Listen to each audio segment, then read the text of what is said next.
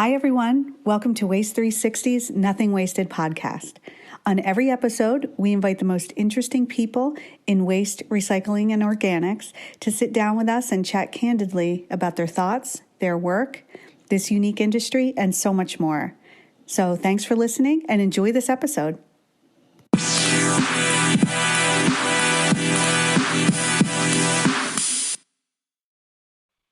Hi, everyone. This is Liz Bothwell from Waste 360 with Ty Rhoad, Regional Director, America with TOMRA. Hi, Ty. Thanks for being on the show today. Hello. Thank you for having me. So, Ty, to set the stage, I'd love to know a little bit more about your background and how you found your way to TOMRA. Yeah, definitely. So I've been in the waste and recycling world now for a little over 10 years. I started with Rare and Pacific, so was in more of the collection side, obviously with the manufacturing of carts and solutions. So spent some time there, really learning the industry, and then came over, made a stop at a company, O&M Environmental, which I really worked more on the post-collection side of things, and specifically in the odor issues. So we had technology and solutions for them, and then now just recently, this year back in May, came to TOMRA, and now focusing a lot more on the recycling side of the business. So I've kind of made my way from collection, post-collection, and now getting into the nitty-gritty of recycling. Oh, that's great. You really have a good perspective. And so you've seen, especially with your background, the waste stream has certainly changed over the last decade or so. And what are you seeing with the waste stream and how you're tackling that? Oh, yeah, for sure. I mean, you can even make the argument, especially obviously with a pandemic, it's changing even more here from the consumer standpoint of things. The one thing I've learned, the many things, but one of them I've learned in just joining TOMRA is more of the global aspect of the waste stream, and seeing how having the benefit to see how different countries and different places, attack their waste issues, and just seeing, just the different stream from country to country, or, especially here in the U.S., from just region to region. I think that's what makes this so, kind of getting your hands around waste management so interesting and difficult, is just seeing the differences in the waste stream. And then finding solutions to try to attack that. Mm-hmm. That makes sense. And then I'd love to hear your opinion, since now you're on the recycling side of things and your previous background.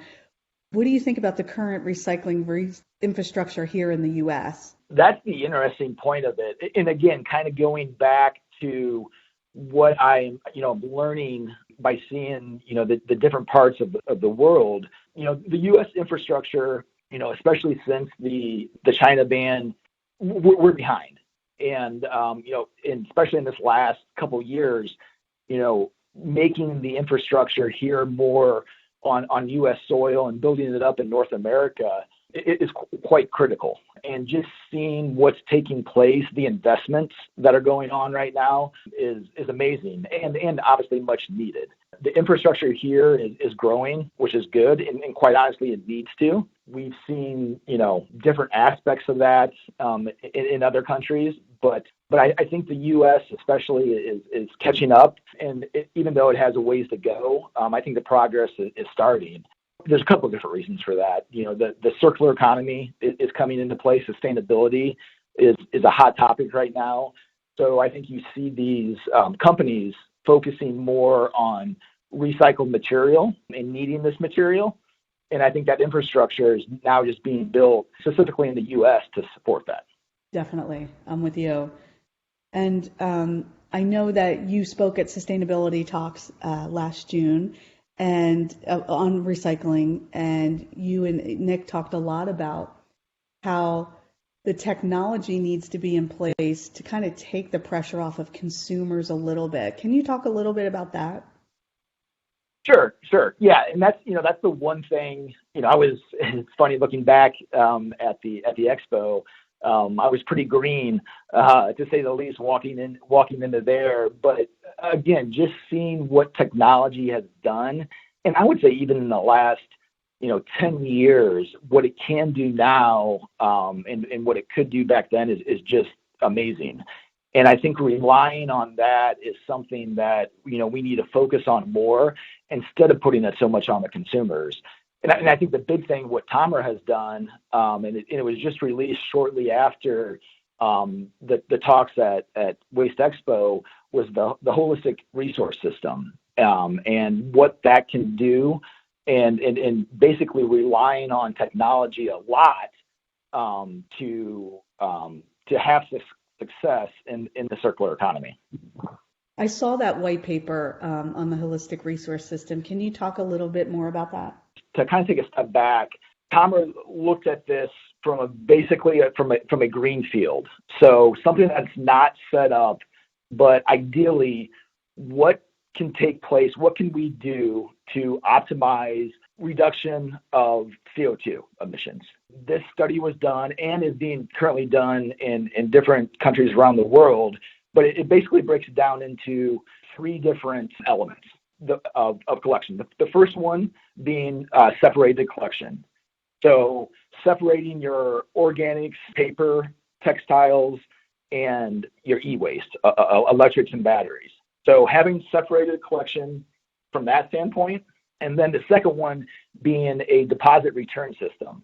So this is where kind of TOMRA started from back in 1972, was having a reverse vending machine, but taking back beverage type packaging, so like PET and aluminum. And we have found out that that's actually the best and cleanest way to have that deposit return system, because basically it comes down to incentivizing the return, and you're getting very much clean material because it's direct. But then the last, and this is kind of where the technology takes place, is the mixed waste sorting. And this is where, you notice how in the separated collection, I didn't mention plastics, but in this mixed waste sorting, we have found that actually everything else can go in, and it just comes down to having the technology to sort and then to wash. So it's very, very basic. And once that in mixed waste sorting, once that's sorted and then that plastic is basically hot washed, it can be turned into flakes, extruded, deodorized, and then go right back into the circular economy. So with these three steps of separated collection, deposit return, and mixed waste sorting, those three elements, the study has shown that we have reduced CO2 emissions up to 3 billion tons a year. So it's just amazing of this green field, that this can be put into place, what this can do. Now, quite frankly, this is obviously in a perfect world. There's definitely existing infrastructure out there, so it can be adapted, and it will have to be adapted to certain places. But if you just look at this from an open, and we call it a green field, these are the systems that would be in place. Absolutely. Now, are you going to do case studies like that, Ty, in the U.S., or was part of that in the U.S. as well? Exactly. So that is, it will have to be adapted locally to what the U.S. has. But yes, it will be. There's talks about that coming. Of course, that again, in a perfect world, that's what it is. Obviously, the DRS system is not as big over here in the States.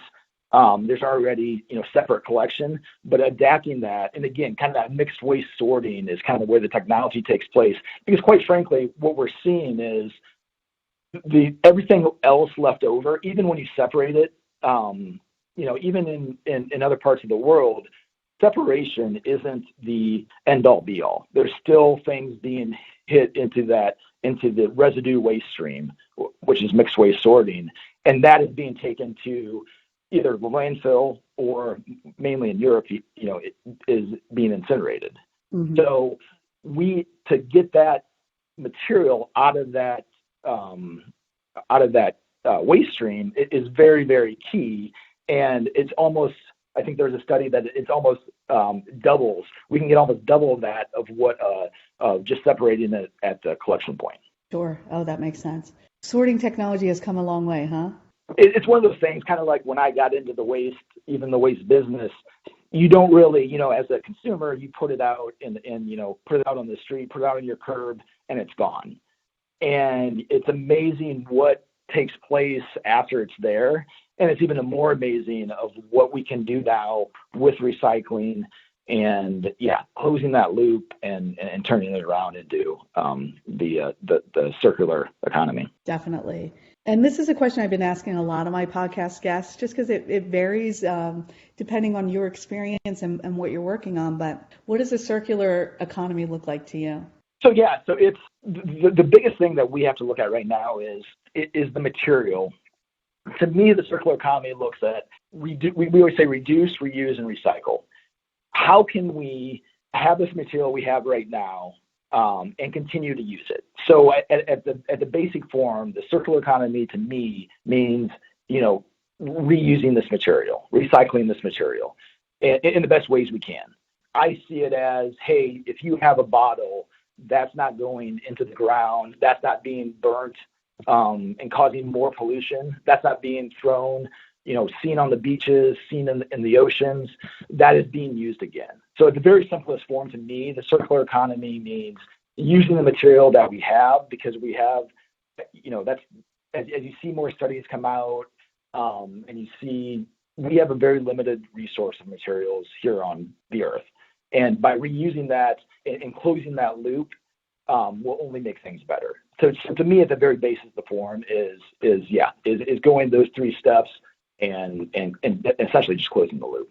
Absolutely. That makes perfect sense. And then I know TOMRA, just along with a lot of companies within our industry, has some solid sustainability targets for 2030. Are you able to talk about those at all? Yeah, of course. So, our goal by 2030 is for 40% of plastic packaging to be collected, and then 30% of plastic packaging to be in a closed loop. So, very, very ambitious goals by 2030 as we turn our page to 2022 here. But I think that's the unique thing about TOMRA is, we started off as a collection and sorting company, and now we have a total division dedicated to the circular economy. So they're going out and consulting with these big brand name companies and the retail side of it to close that loop, to give suggestions, to help them out, because it's a huge, hot topic keyword, and it has to be. Is to work with these companies. I think you see it every day that these big brand name companies are coming out and are issuing these goals by some as early as 2025. I've seen to use recycled, a percentage of recycled material in their packaging. So at TOMRA, I think it's very clear, and something I learned very quickly here is, you practice what you preach. And that's I think that's the very good thing, without a better use of a word, that, that coming to a company like TOMRA, it's not just say, hey, do this or do that.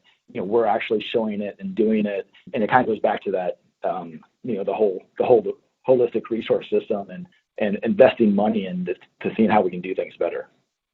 Definitely. And what's great, you have that influence from Europe and the innovation there. I love that. Yeah, for sure. And with that too, none of this could be done without partnerships.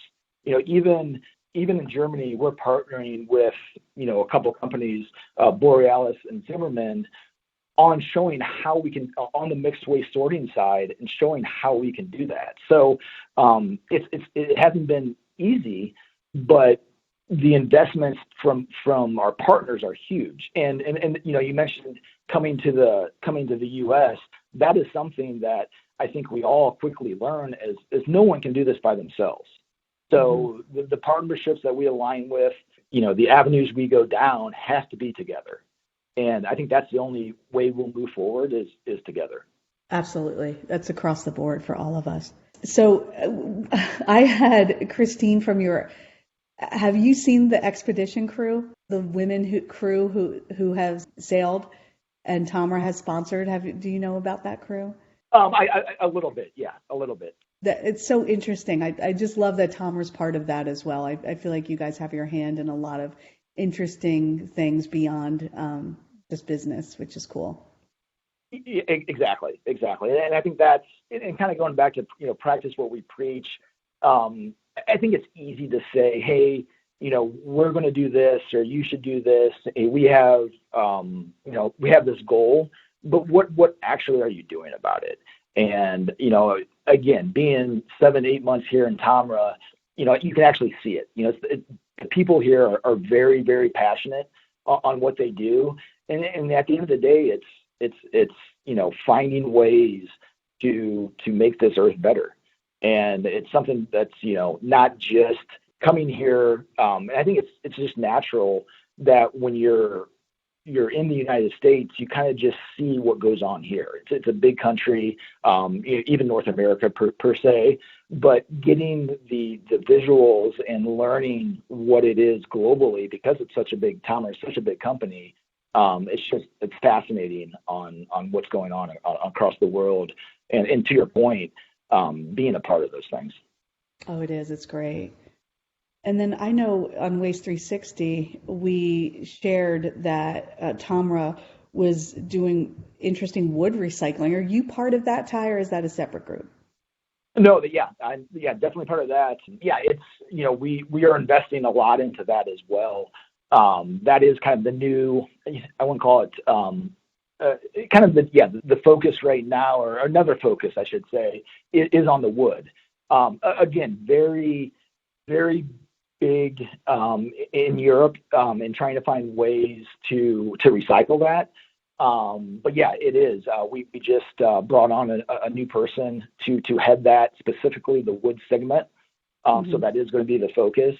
And then coming over here to the Americas, Canada is definitely a spot where that can be focused on. California, I know, are coming out with more legislative of rules and laws with wood. So yeah, that is kind of the next focus on the next segment focus, I should say. Well, very cool. Well, keep us posted on that, because I know there's challenges there, right, with the size of the wood at C&D and the types of wood. So it'll be very interesting to follow that process. Exactly. So we talked a lot about sustainability, and you talked about TOMRA's role in it. What do you see as the waste and recycling industry's role in sustainability and finding solutions to so many environmental challenges?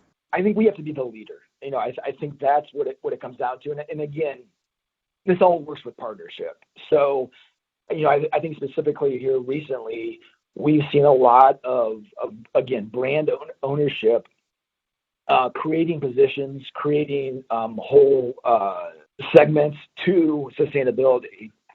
And I think as part of our industry, working with those owners and understanding, what is needed. And it's not going to be a quick fix. You mentioned the infrastructure here, again, is being looked at, is being built. Right now, one of the biggest issues is just collecting that material. There's so much material out there that finding ways to get that material is the key thing. We can talk about recycling and putting it back into products, but how are we getting that material? And I think that's what it comes back to, the infrastructure, the technology, and what we can do, and working together. So I think our industry really needs to be the leader, and partnering with these companies and understanding what works, what doesn't. There are systems in place, and I think it's going to be, not a one size fits all. It's very, very local, and understanding what's working right now and making it better. I think is the key. And I think, the knowledge that this industry has, and over the many, many years of it progressing, I think now is the time to take that next step. Yeah, I think so too. And I think the idea of the industry leading is where it's at, because the knowledge is there. and we can have definitely steer this conversation and the action plan, which is great. Yeah, exactly. Exactly. So Ty, I know you're a member of FILA and work with a lot of young leaders in the industry. Do you have any advice for the next generation of professionals getting into our industry and or sustainability? Yeah, first of all, FILA has been a great organization to be a part of. The people I've met, the organizations I've been able to be introduced to, is awesome. We a couple of years ago took a trip to Germany, and that was my first time seeing something else. So just the exposure that offers is unbelievable. My advice, the one thing which is great, as I talk to the next generation coming in. Wow, I'm making myself feel old right now. But this next generation coming in is the passion. The passion that they have, just so much more aware of the social responsibility and what's going on, not only here locally but also globally. That harnessing that passion and understanding what that can do for personally and more for everyone. But yeah, really harnessing that passion and just taking that next step and working with people and going back to that again. The only way we're going to get to this and meet the goals that we need to meet is working together. So yeah, the advice is to that next generation is harnessing that passion, networking, being a part of these organizations, working together. And I think that, the opportunities are limitless. Oh, that's great advice. And you covered a lot of areas. And I think that's great advice really for any age too. Yeah, exactly. Yeah, it does. I still do that every day. But I guess it's really neat to see as I get out and talk to people and see people and be at certain events. Just the focus in the 10 years 10 plus years that I've been in the industry, it is so much more focused on, hey, what can we do next and what can we do better? Love that. And so, we talked about a lot, sustainability goals. We talked about the new wood recycling initiative. What else is happening with TOMRA and what's next for you? Yeah, so it's interesting. As we go, down this road, we're kind of, again, making it. What can we do to make things easier and better? I would say right now, a lot of talk has been on, what is the next. We kind of started off on the technology side, started off with color, and then moved into NIR, which is material. And now kind of that next step is the AI, artificial intelligence, and deep learning. So the object, looking exactly at objects and recognizing that through technology. So I think the AI is kind of that next step. Not only seeing a bottle, but what kind of bottle that is, not material wise, but is that a certain brand of bottle as well, and then taking that data and collecting it. And, once you have this data has been such a key word, everybody wants this data, but then actually taking that data and putting it to use. So I think that's the next step. On the data side, we have TOMRA Insight, which actually can show you what is going, through your facility, as far as material, as color. So then you can respond to what kind of material is going through. And again, at the end of the process, that only gives you a better output. So seeing what's coming in and then what's going out, I think that's kind of that next step. So that AI data, and using that data to, again, basically improve our material and improve our efficiencies. Yep, absolutely. And it's great to have that data to make those decisions like you're saying. Exactly. Yeah, and I think that, again, as technology evolves, and we mentioned this earlier, but on that mixed waste sorting, 10 years ago, we wouldn't be able to do this. Just throw that residue material into a stream and be able to pick things out and then wash it and close the loop. And, now we're doing that. So, I think the opportunities in the next 5 to 10 years are, again, just limitless. They really are. It'll be exciting to see. So where can listeners connect with you or learn more about TOMRA? Yeah. So look me up on LinkedIn. TOMRA, we are growing here in the Americas. We are essentially all over the place, but yeah, on LinkedIn, on all the social media outlets, basically Facebook or Instagram. But yeah, would love to talk, understand what currently is going on in everybody's world, and how they're using or not using technology sorting on the recycling side. But again, basically just talk about kind of that next step and the processes and the systems that we're moving forward to that circular economy and that closed loop. So, but yeah, looking forward to getting out. I know it's been a rough last couple of years being closed in. Hopefully, things go the right way with the world, and we're out at shows again and seeing each other and having that human connection. But yeah, TOMRA is out there and available, and can ask any questions or anything. Ask any questions. I love that. Thanks for being so open to that. And we look forward to keeping in touch and watching how this all unfolds and your journey continues. So thanks, Ty, for your time today. And we learned a lot. Oh, no. Yeah. Thank you for having me. And again, yeah, it's been a pleasure. Thank you. Thank you for listening. It would mean the world if you would take a moment to rate or review this podcast. And if you share it with us on one of our social networks, we are giving out some fun, nothing wasted podcast swag. So just tag us and see what you get. Thanks so much.